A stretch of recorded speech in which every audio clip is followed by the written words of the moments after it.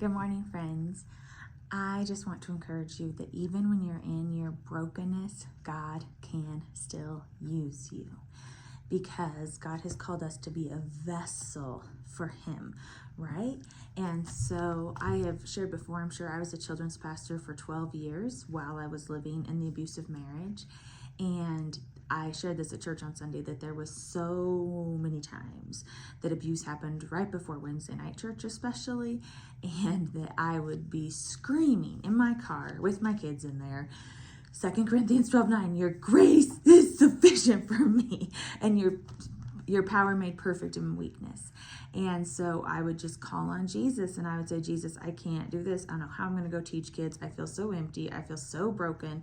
I am in so much pain, but your grace is sufficient. And I love this verse in 2 Timothy 2:21. It says, if a man purge himself from these, he shall be a vessel unto honor, sanctified and meet for the master's use and prepared unto every good work.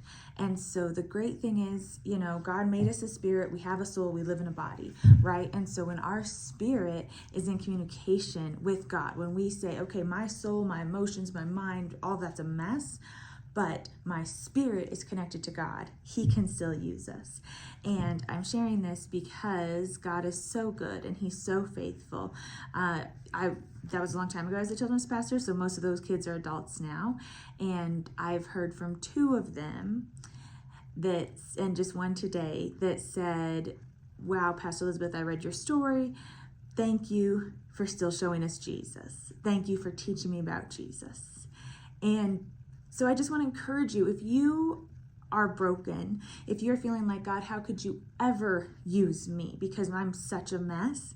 God can use you in your brokenness. If you're just willing, if you just are connected to God and you say, okay, Jesus, I'm weak, but you're strong. He wants to use you as His vessel to love others, to be a light to others, to encourage others to keep their eyes on Jesus. So just keep holding on to Jesus and He can use you amidst your brokenness.